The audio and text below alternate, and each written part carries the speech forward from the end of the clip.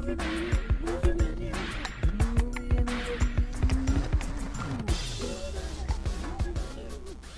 are Movie Menu Reviews, your prehistoric podcast that you thought was extinct.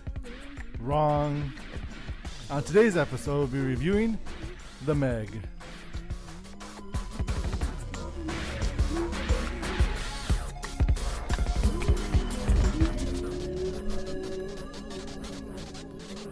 Welcome, ladies and gents. I'm Dan the Man Munoz, host of Movie Menu Reviews, your weekly movie news and reviews podcast, live on Facebook on episode 199. Woo-hoo. One away from 200. Yeah, one away. Joining us here for our 199th episode, which is a very special episode, as this is our last review for the season, is filmmakers from Troubadour Pictures, Mike Barroga and Art Hall. Hello. Thank you so much for being on the show, gentlemen. Thanks for that smattering of applause. Yeah, I'll take a smattering. Yeah. Okay. And as you know, Z is not here. Just wanted to point that out. Always point out he's not here, even when he wasn't. It's funny. I've actually noticed something. A little history lesson here. I actually worked with Z many moons ago at Borders Books in Pasadena. And I remember we used to get into... Oh, you're that Mike. Yes, exactly. He might have told you about me because we got into a lot of heated debates. And I noticed heated debates specifically about movies and pop culture. And I notice every time I'm around, he seems to go away. So what's up with that, Z? Calling you out. Ooh. All right, do you want to call anyone out? No, I'm just going to hold on to that for a bit. So also here today is my co-host Mike Stay. I am here. So we have the Meg that we're going to review. So let's go ahead straight to the review for the Meg. Awesome. It is directed by John Turteltaub, which is a funny last name. It's based on a book by Steve Alton, and here's the plots. After escaping an attack by what he claims was a 70-foot shark, Jonas Taylor must confront his fears to save those trapped in a sunken submersible. It stars Jason Statham, Bing Lee, and Rainn Wilson. All right, guys. So we have all seen this film, so we shall decide if this movie is worth a dine-in, watch it in theaters, take out, wait and watch it at home, or leftovers get eaten by a shark whole. Remember, this is spoiler-free, so do your best to not give too much away. Though, I mean, is there really much of anything to give away in this film? Probably not. Should we give our confession right now? Maybe. I think it's probably. Did you not see the movie? Well, it's we had the intentions of seeing it. Right. Do you guys know they serve alcohol at AMC? They have a place called MacGuffin's. Oh, yes, we do. By the way, the ripcord, delicious. Ripcord was delicious. That will sneak up on you. And those reclining seats with alcohol equal nice nap. So it's like we went into the theater, and to be honest, we had a few. So you saw half the movie and napped the second. Well, I remember seeing Jason Statham, and then I saw names. No, but all kidding aside, we did see the movie, but it is true we did do a lot of drinking during the movie. Yes, and it kind of needed it. Yeah, let's go ahead and we should say. So whoever wins and earns a point, you gentlemen have a chance of earning points. Yes. You can turn them in for 10 points. You can equal your own movie segment of your choice. Do whatever you want. No censored. It has to be around movies. Can we turn them in for more alcohol?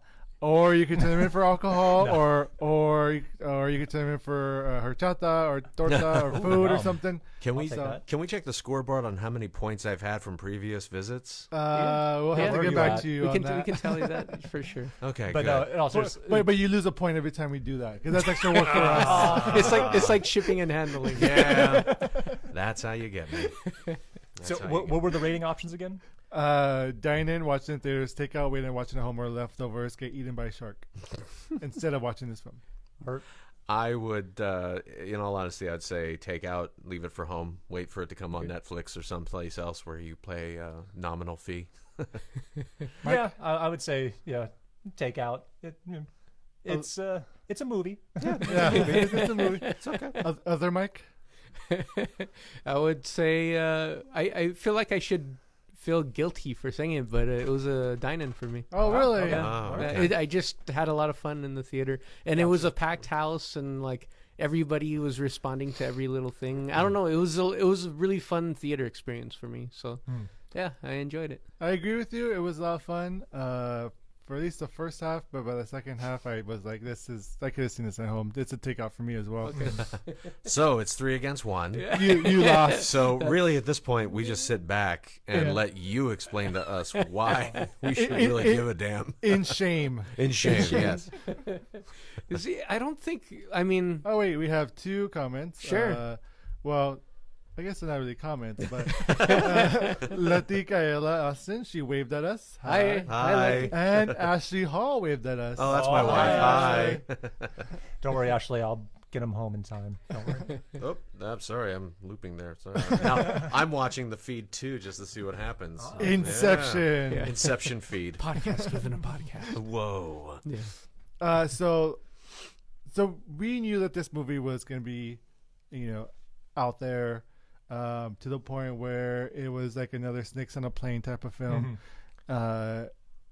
Did that disappoint? Did you guys did that portion of the film live up to that expectation of it being that horrible action franchise of a movie? Well, my problem is that they made it look like it was a Snakes on a Plane film, but it wasn't. It was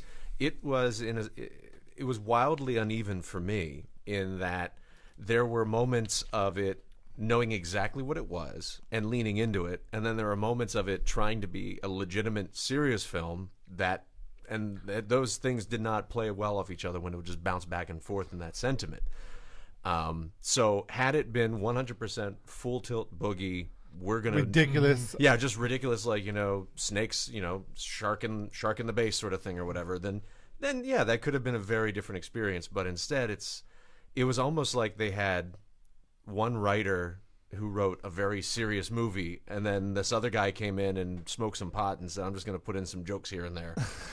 Do you think it being rated PG-13 hurt? Most definitely. Absolutely. Absolutely. Yeah. I would say my problem with it was, like Art was saying, the trailer made it look like it was going to be this fun movie, and I wish it had been more fun. It's fun parts, but I think for me also it's like it's a studio's version of what they think a cult monster movie should be, and it's just so by the numbers and calculated that it's just like that's where it was kind of losing me.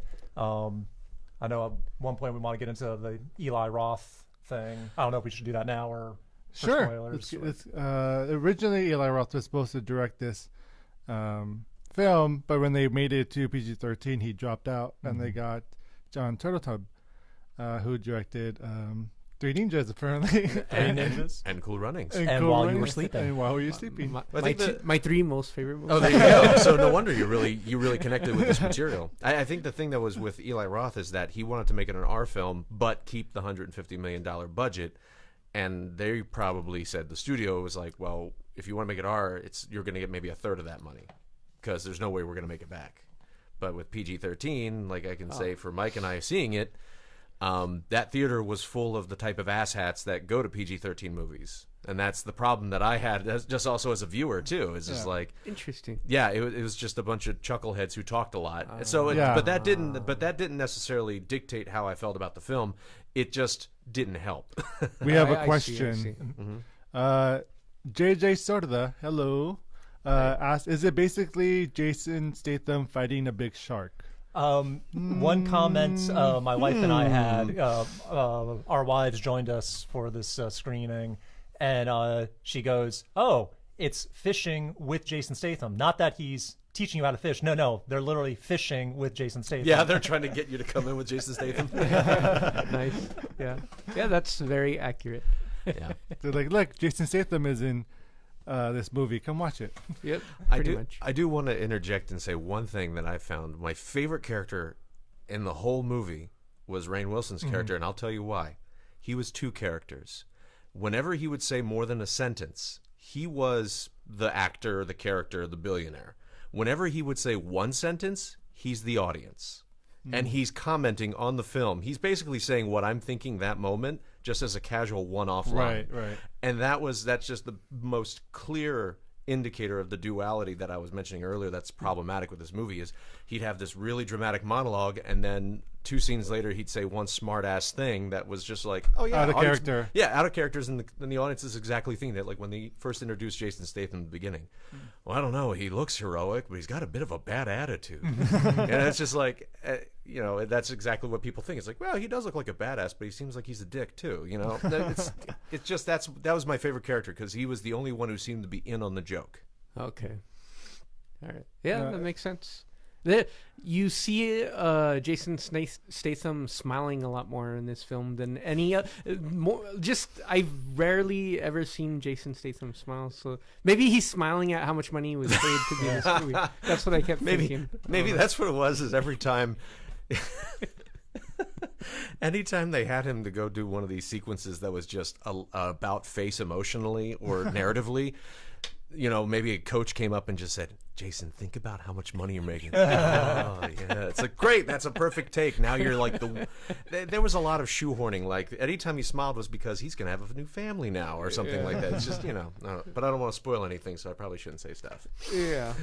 Now, Rainn Wilson was your favorite character. Does anyone else have a favorite character in the movie besides? I'll actually, for me, the little girl was kind of a standout. I mean, The daughter? Yeah. She served her purpose for the movie, and that, oh, we need something, someone cute to care about and follow. And, we're seeing, it's much more scarier through her point of view, her childlike point of view. But I thought she turned in a great performance. It's more of I want to see this young actor in other material. Maybe that'll happen. We'll see. Yeah. If you don't get it from the little girl, then you get it from a poodle. That's right. Oh yeah, You got those Pippin. Yeah, It wasn't a poodle, but it was a dog. It was like a Yorkie or something. Yeah, Yorkie. Any little dog, I call it a poodle. So. How dare you? That's dog cyst. That's it. That is canine cyst. Canine Sounds like a cyst. skin condition. Yeah, I got a canine cyst. No, I did Get not. that looked at. Did anybody else feel like the movie was long, yet they still felt like they cut a bunch of stuff out? Was that just me? It did feel like it was jumping around a lot. It did. How do we get here all of a sudden? Yeah, there was. It felt like material was pulled out, yet it was still a 2-hour film. Yeah. So I don't know. I just wanted to see if that was just me. Yeah. It did feel that way. And also, going back to commenting on the R rating, and I know Art even had predicted this before we had walked into the theater. It was a lot of you see the shark, someone flailing in the water, sharks coming, cut away as soon as it chomps, so it's there was probably a lot of edit. I did hear originally even John Turtletop was going for a little bit more bloody, gorier movie. I don't know at what point the PG-13 stipend came in, but it did seem like there was a lot of editing around violence. There's a lot of and missed whatnot. opportunity because for sure. as sickos as us, we want to see people get chomped and eaten. And That would have stuff. been great. Yeah. Especially with the crowd, the crowd of swimmers. Oh It's yeah, we that just wanted to see the shark come in and just chomp a whole bunch of people. Yeah. Then maybe I'm just desensitized, but I feel like that was also one of the softest PG-13s I've ever seen. In that, I just watched the real shark movie today. I watched Jaws again. Oh. And I'm like, that was PG, and that was infinitely more Bloody. horrific. So much more horrific. And I understand didn't, there wasn't a PG-13 then, but even if there was, it's still more violent than the Meg. And that was just interesting to me. Yeah. And I did have another comment, but might be better for spoiler section. But I'll hold that one. But what you do is you tell everybody, for the next 10 seconds, cover your ears. Yes, Don't cover listen your to ears. this podcast. This is Go all to for this us section. now. Just kidding. It's interesting. So you guys saw it in a 21 and over theater. No. We saw it in a Oh. regular theater. No, it was just with alcohol. Oh, Well, I see. But I we see, drank I see. before we went in. Got it. I thought you meant. I did get up to go use the restroom at one point during a quiet moment in the film, so there might have been some drinking then too. But Got. Wow, that could be any moment in the film then. Yeah, you wouldn't have missed anything. You'd be, wah. yeah. but Okay. I thought it was more like kind of like the ArcLight 21 and over theater where people are like bringing in alcohol to you while you're watching the movie. No, that would have been nice. No, there was actually a fair amount of kids, like young folks in there. Yeah. Okay. You know, kids these days, they love to talk. It's like everything's in MST3K with them, and they don't even know what MST3K is. Got it. But, you know, sorry all the kids out there who are listening to this. I'm not judging you. Of course not. Mike, talk about the things you did like, so we could make fun of you. Sure. Yeah, I was gonna say, nice setup. It's your turn to defend now. Sure. No, I was expecting very bad CG for this film, but it actually wasn't that bad. I thought it was good. It worked. I really enjoyed how they just all the sequences with all the sea creatures. I thought that was fun. Specifically, and it's not a spoiler. You see it, yeah, both the whale, the shark, and the octopus as well, or squid, whatever. Yeah, but it looks great. I was expecting like Sharknado graphics, but but no, this was. I guess we could agree this is not Sharknado. Yes, this is not a Sharknado. This is not a Snakes on a Plane either. I totally agree with you guys that this is total like blockbuster popcorn fun film. That's what it is, and it's you're not gonna get anything deep from this. So I don't know, but yeah. I will say I'll give it credit that for me, any sequences that were on a boat out in the water were the most interesting and fun to watch. That I thought those were actually executed pretty well. Yeah, there was definitely moments of suspense in the movie. Like there were moments of tension where I'm like, okay, I know. Like it's the classic setup of like something's about to happen. It's just a matter of when is it going to happen? And they tease you. They tease you so hard in this movie. Yeah. And then like as soon as your guard is down, that's when something happens. Yeah. So yeah, it was definitely there were some well done sequences in the movie. Yeah, they definitely could have pushed it further, but I enjoyed it for what it was, and I had really low expectations, and it was just a fun theater to see this film in. So I saw it. I think I saw it late in the evening. I saw it like at 10 o'clock. Yeah, it was just like, it was a fun still theater. packed? Yeah, it was packed. And thankfully I didn't have anyone just like talking throughout the film or anything like that. And it's just. It's a different experience when you watch a film and the audience is responding to like every single beat. And it just enhances the experience. Sure. So that's if I would have seen this at home, I probably just wouldn't have finished it. Letty just said that she said yes. I actually rewatched it in anticipation of the Meg. Jaws is life. So Jaws. That's it. Yeah, but that's pretty much it. And my favorite character in it was Jason Statham himself. So it's super fun to see how ridiculous that character, just the things that he does, and I don't know. It's just I can't go into spoilers, but there's fun sequences to talk about. Have you ever seen somebody tense up and like flex harder in your life getting out of a shower? It's like I know that's not you at rest. I know it's not. I know you're in really, really great shape, but that was the sort of thing where you're trying to, just make a brick wall out of your stomach. I mean, that was. You could in our theater. I could see there was an audible reaction to that scene. That's funny. Yeah. Bigo says you guys saw it in 3D. We did see it in 3D. Oh, yes. We did not see it in 3D. I did not see it in 3D. I didn't even know it was in 3D. Yeah, I didn't know it was in 3D. I had no idea. And it was fun. It was fun to watch. Do you think it changed the effect of it at all? I mean, a little bit. Honestly, like halfway through the film, I kind of forgot. It was but yeah, it did. Just the Meg looks bigger in 3D. I don't know why. That should be the tagline. Bigger in The 3D. Meg looks bigger in 3D. It's bigger in 3D. You're a marketing genius. Bravo, sir. Keeping Bravo. that one in mind. All right, so let's go ahead and head over to our spoiler section. Is there anything before we get off our live feed that you guys want to promote to the live audience out there watching? Mike, take the reins and run. I mean, we have a couple of things in various stages right now. We currently are in the middle of post-production on a pretty big project. We can't really give too much away right now because we're still kind of feeling our way through it. But hopefully that'll be done soon. And we're getting ready to shoot a short film next month. Oh, nice. So, yeah, we're keeping busy. We're definitely keeping busy. Is there a website they can follow or social media or anything? Yes, if you go to troubadourpictures.com, you can get all the info about who we are and what our films are. And, you can even see our 2 short films that we've made so far. Yep. And you can find us on Facebook, too, Troubadour Pictures. Follow them. Check them out. Great work. Do it. Thank you guys so much for being on the show. Thank you so much, Mike. We're going to head on over to our spoiler section. Let's do it. I want to Awesome. spoil it. Thank you, guys. Thank you. So far, so good.